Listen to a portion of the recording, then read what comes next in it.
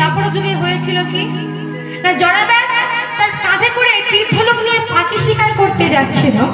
আর এমন সময় ভগবান একটা গাছের ডালে চরণটা দোলাচ্ছে আর একটু করে বাঁশি বাজাচ্ছে।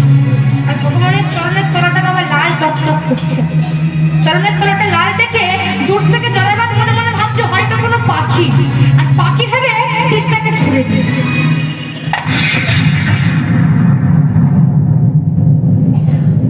হরে কৃষ্ণ মাগো। আর এদিকে যে তীরটাকে ছুঁড়ে দিয়েছে, ভগবান গাছের ডাল থেকে আছাড় খেয়ে মাটিতে পড়েছে। ভগবান আছাড় খেয়ে পড়েছে, জড়াবেদ তাড়াতাড়ি করে ছুটে গিয়ে বলছে, হে প্রভু, না জানি কত পাপ করেছি, আর এই পেট খুলে জন্মগ্রহণ করেছি। আজ দেখো না প্রভু, কত বড় পাপ করে ফেললাম।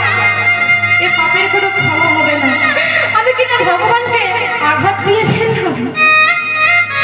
ভগবান বলছে, জড়াবেদ তুমি চিন্তা করো না, তোমার যা কিছু হচ্ছে, যা কিছু হবে, যা কিছু হয়েছিল, এ সবই হচ্ছে পূর্ব কল্পিত ঘটনা। নাহলে তোমার ক্ষমতা নেই তুমি আমাকে মারবে। আমি তোমাকে সে ক্ষমতা দিয়েছি, তাই তুমি আমাকে মারতে পেরেছো।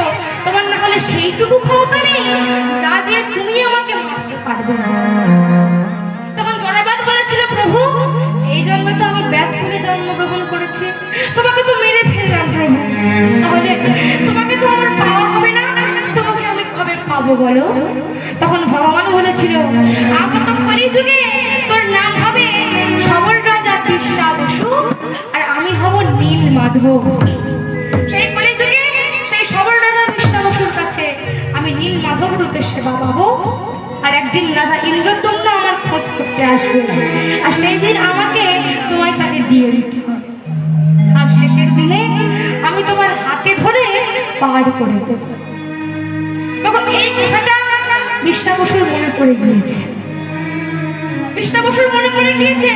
বিশ্বাবসু মনে মনে ভাবছে, তাহলে এর সবই হয়তো ভগবানের ইচ্ছা।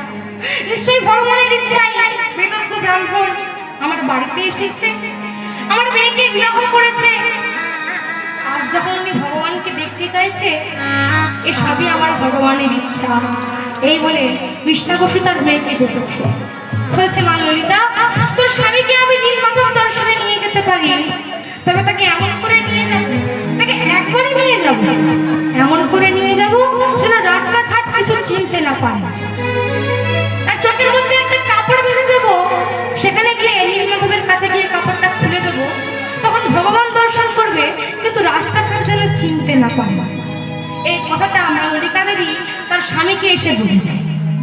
বিদ্যাপতি ললিতা দেবীর হাতে ধরে বলছে, ললিতা তুমি কিছু উপায় বলো, তোমার বাবা যদি আমার চোখ বেঁধে দেয়, তাহলে আমি পরবর্তীকালে ভগবানের কাছে আমি কেমন করে যাব?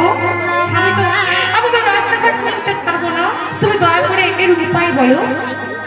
বাবু ললিতা দেবী কত শিক্ষিতা দেখুন না, কত বড় বুদ্ধিমতী। বললেন, স্বামী আমার বাবা হয়তো আপনার চোখে কাপড় বাঁধবে, কিন্তু আমি আপনার সেই কাপড়ের মধ্যে কয়েকটা সর্ষের দানা দিয়ে দেবো, আর একটু ছিদ্র করে দেবো। যত হাঁটাচলা করবেন, নড়াচলা করবেন, আপনার সেই চোখের কাপড়ের ছিদ্র থেকে সর্ষের দানা একটু একটু করে মাটিতে পড়বে, একটু একটু করে মাটিতে পড়বে। পরবর্তীকালে সেই দানা থেকে গাছ হবে, সর্ষে গাছ থেকে ভগবানের দর্শন করতে পারবে। এই কথা যেই বলে দিয়েছে, বিদ্যাপতি মায়ের হাতে দিয়েছে। আর সেই মা ললিতা কত বড় তিনি বুদ্ধিমতী, স্বামীকে বলছে যে বাবা আপনার চোখে কাপড় বাঁধবে, আমি সেই কাপড়ের মধ্যে সর্ষের দানা দেবো, সর্ষের দানা দেবো, কিছুটা ছিদ্র করে দেবো। যত হাঁটবেন সর্ষের দানা একটু একটু করে মাটিতে পড়বে। কত বড় তার বুদ্ধি দেখুন বাবা, তিনি কত বড় শিক্ষিকা। আর এই বুদ্ধি থাকলে কিন্তু শাস্ত্র বললে, বুদ্ধি থাকলে ওই ভগবানকে লাভ করা যায়, এই বুদ্ধি থাকলে ভগবানকে লাভ করা যায়। তাই সাধু বৈষ্ণবগণ কি বলছে, ও নারী একবার যদি স্বর্গে তোলে,